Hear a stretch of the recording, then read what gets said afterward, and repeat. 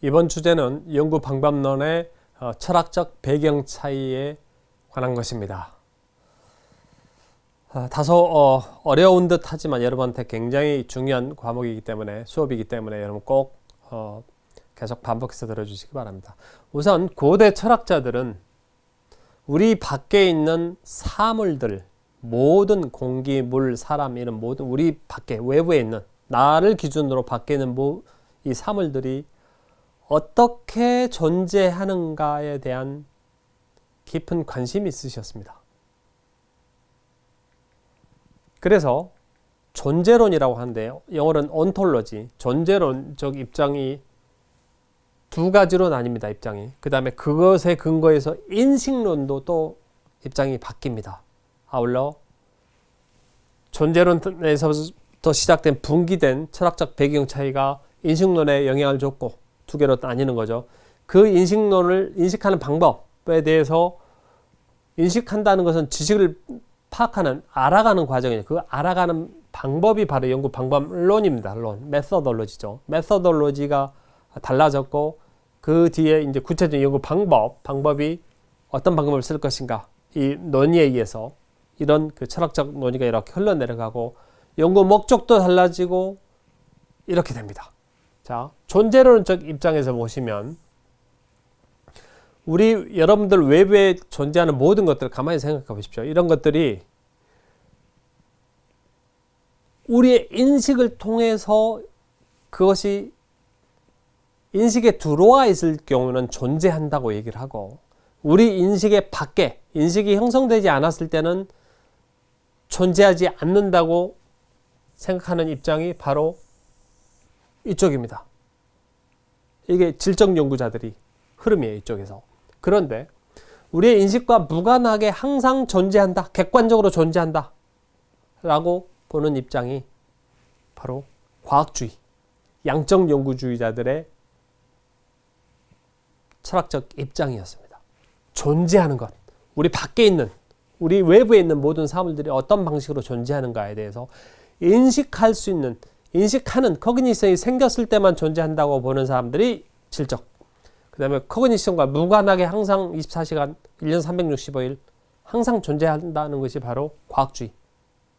무엇이 옳고 그름이 있는 것이 아니에요. 그렇게 생각할 수 있어요.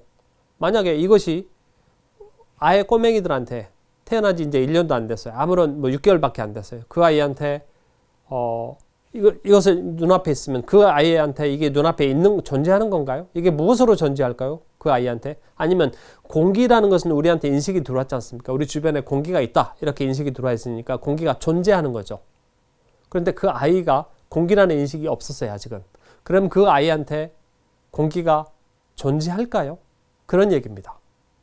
그래서 이렇게 달라진 입장에서는 알아가는 그 과정 자체도 역시 달라집니다. 인식론은 커그니션이 아니라 여기서는 인지하는 방법이라는 얘기입니다. 지식을 알아가는 방법에 있어서는 인간의 오감각을 이용해서 측정하고 항상 객관적으로 존재하니까, 사이즈가 얼마일까, 크기는 얼마일까, 냄새는 무엇일까, 강도는 어떨까, 어때요? 오감각으로 측정이 되는 거죠. 그러나 이쪽은 인간의 감각 자체도 부정확성이 심각하기 때문에 그렇게 하지 말자, 그것이 전적으로 옳다고 믿지는 말자, 이런 입장을 가지고 있어서 조심스럽게 갖고 있는 겁니다. 또 하나, 연구 방법론으로 내려오면 이 사람들은 실증주의, 과학주의, 경험주의, 아시죠? 경험주의를 주장했던 사람들, 과학주의를 주장했던, 실증적 연구, 무슨 실증적 연구, 경험적 연구, 이런 것들이 전부 여러분들이 설문조사나 이런 걸 할 때 쓰는 연구 표현들이 이런 것입니다. 연구 방법론에서 바로 이런 철학적인 입장을 갖고 있다, 이런 얘기입니다. 그러나 이쪽에서는 현상학, 해석학 또는 사회적 구성주의, 이런 입장을 가지고 이런 방법론에 의해서 현상을 이해하고 외부에 있는 사물에 대해서 의미를 찾아가는 것입니다. 그 다음에 구체적으로 연구 방법으로 내려오면 과학주의자들은 설문조사를 하거나 실험을 하거나 이런 방법을 통해서 우리가 흔히 얘기하는 과학주의적인 방법을 이용해서 연구를 하는 입장이고요. 이쪽은 인터뷰나 관찰이나 델파이나 이런 식의 그 객관적인 법칙보다도 한두 사람이라도, 한두 케이스라도 거기에서 어떤 일이 어떤 의미를 가지고 왜 그렇게 발생해 가는지 그런 과정들을 설명하는 것에 포커스가 있어요. 질적 연구다. 그래서 인터뷰, 관찰, 델파이, 뭐 포커스 그룹 인터뷰 포함해서요. 이런 식의 질적 연구, Q 방법론 뭐 많이 있습니다. 비교 방법도 일정하게 연구 방법론이라면 비교 연구 방법론이 그러면 이쪽 방법에 해당된다고 할 수 있겠습니다. 최종적으로 연구 목적은 양쪽의 연구 목적은 궁극적으로는 티어리를 좀 더 완성하는 데 모든 연구의 목적이 있습니다. 이론 어떤 법칙을 찾으려고 하는 것이죠. 사회 현상에서 사회과학이라면. 그런데 구체적으로 각 그 양쪽 계파의 목적은 약간씩 다릅니다. 규칙성, 양적 연구는 현상에서의 규칙성, 패턴을 발굴하는 것이 연구의 목적입니다. 이건 매우 중요한 얘기입니다. 질적 연구는 현상을 의미를 이해하는 것, 미닝을 언더스탠딩 하는 것인데 이렇게 해서 현상 규칙성을 발굴해서 여러분들이 양적 연구자는 대부분 규칙성입니다. A가 올라갈 때 B가 내려갈까 올라갈까 아니면 그대로 있을까. 방향성에 대한 규칙성이죠. 일정하게. 유의하다는 것은 그 규칙성을 인정한다는 거예요. P-밸류 가지고 유의성을 인정할 때는. 그래서 규칙성을 찾아서 보고하는 것이죠. 아직은 남들이 찾지 않았던 것에 한해서. 매일 아침에 동쪽에서 해가 뜨는 규칙성은 이미 다 연구들이 돼 있죠. 그리고 지구가 네모나지 않고 둥글다는 것도 이미 규칙성이 발견이 됐죠. 그 다음에 태양을 중심으로 우리가 도는 것, 지구를 중심으로 태양이 도는 것이 아니고 공전하는 것이 아니고 태양을 중심으로 지구가 이렇게 회전을 한다. 이것도 규칙성인 것이죠. 어때요?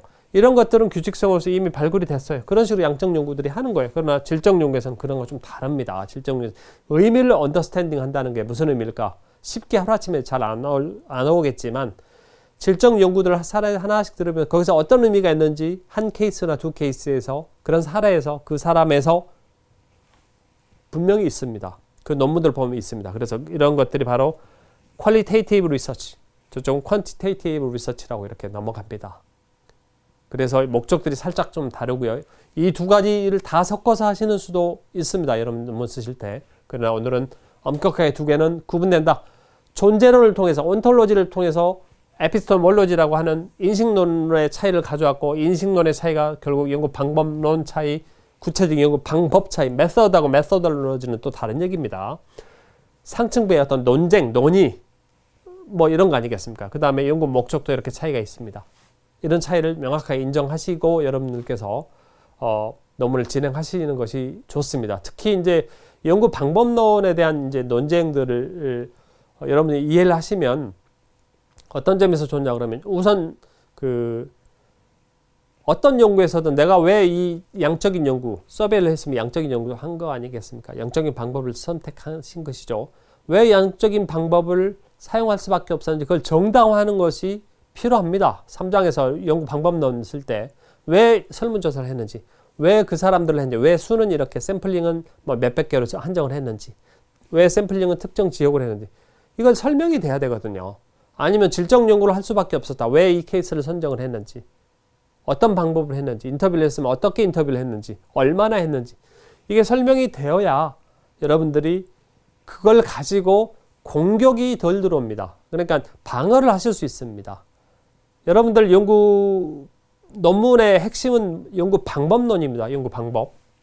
여러분께서 만들어낸 지식은 세상에서 학계 발전에 아니면 세상 발전에 중요한 기여를 하실 수 있을 것 같은 이런 착각은 좀 덜 하셔도 괜찮습니다. 어디다 집중하셔야 되냐 그러면 얼마나 정확한 연구 방법을 가지고 얼마나 정확하게 데이터를 모아서 얼마나 정확하게 분석을 하고 얼마나 잘 해석을 하고 해석된 결과를 어떻게 남들과 잘 비교를 하고 그 비교를 가져온 것을 어떻게 차이를 잘 원인을 추론을 하고 이런 논쟁까지 이어지는 이 프로세스, 주제를 잡고 데이터를 모으고 선행 연구를 검토하고 그 다음에 분석하고 해석하고 논의하고 결론까지 맺는 이 일련의 과정을 얼마나 타당성 있게 믿을만한 방법으로 썼느냐를 체크를 하는 것입니다. 특히 석사 논문은 그렇습니다. 데이터가 새롭고 주제가 새롭고 중요하지 않아도 괜찮습니다. 비슷한 주제를 똑같이 했다 할지라도 약간 데이터만 대상만 바뀌시더라도 아니면 시기만 바뀌시더라도 이 프로세스를 연구 방법론을 정확히 알고 프로세스를 진행을 했느냐를 가지고 여러분들의 그 학위 논문을 석사를 학위를 줄 것인가 말 것인가 평가한다는 것이죠. 그래서 학과 자기 전공자 지도 박사가 중요한 게 아니고요. 연구 방법론을 사회과학은 하나라고 말씀드렸죠. 의학 논문도 이해할 수 있습니다. 정확히 사회과학에서 쓰는 연구 방법론들은 대부분 의학이나 자연과학에서 가져왔어요. 그쪽도 용어만 이해가 되면 다 무슨 얘기인지 알게 돼요. 그 정도로 폭이 넓어질 수 있습니다. 그래서 너무 제가 하고자 하는 얘기는 이 연구 방법론, 철학적 배경에서부터 이렇게 지금 최근에도 이렇게 얘기해 보면 철학적으로 왜 달라졌지에 대해서 알고 있는 사람 내가 한 명도 못 봤어요, 지금까지. 그리고 또 어떤 그 인터넷이나 유튜브나 이런 데 강의를 아무리 찾아봐도 이 명확하게 이 개념이 정리된 채 학생들한테 설명하는 강사를 아직 못 만났어요. 그래서 제가 꼭 강조를 합니다. 계속 이어가겠습니다. 존재론. 계속 설명했습니다. 앞에서 존재론적인 차이가 있다고 그랬죠. 자, 제가 그림을 가져왔습니다.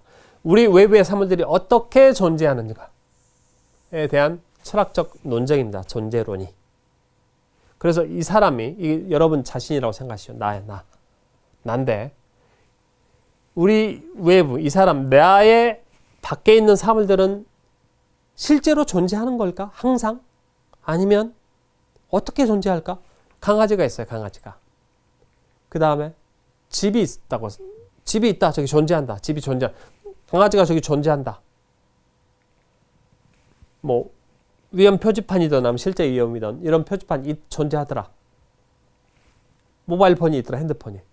자, 그러면 이것이 집이라고 인식하지 않은 상태에서 이게 존재한다고 우리가 인정할 수 있느냐? 이게 해석학 질적 연구자들의 입장이에요.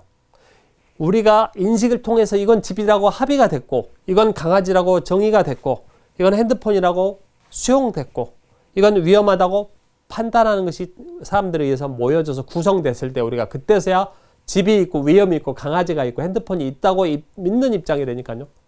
좀 어렵죠. 인식이라는 거야. 인식이 돼 있을 때만 존재한다. 아까 아이들 이유를 좀 사례를 살짝 대는 좀 이따 다시 한번 보여드릴게요. 그 아이한테 위험이 실제로 존재하는지 아니면 존재할 수도 있고 안 할 수도 있는지. 이게 존재론이니까. 이 존재는 우리가 하늘에 떠 있는 저것이 태양이라는 인식이 합의가 된 거죠. 저걸 태양이라고 부르자. 영어 쪽에서는 sun이라고 했죠. sun이라는 합의되고 저것을 태양이라는 머릿속에 인식이 생긴 다음에야 그 사람 비로소 그게 존재한다고 보는 입장이 되니까요. 이쪽 질적 연구자들은. 양적 연구는 인식하고 상관없이 항상 있는 거다. 이렇게 주장해요. 무엇이 옳고 그름이 아니고 깊이 가만히 보면 아무도 지금 이쪽이 옳고 저쪽이 틀렸다라고 얘기하기가 쉽지 않은 얘기입니다.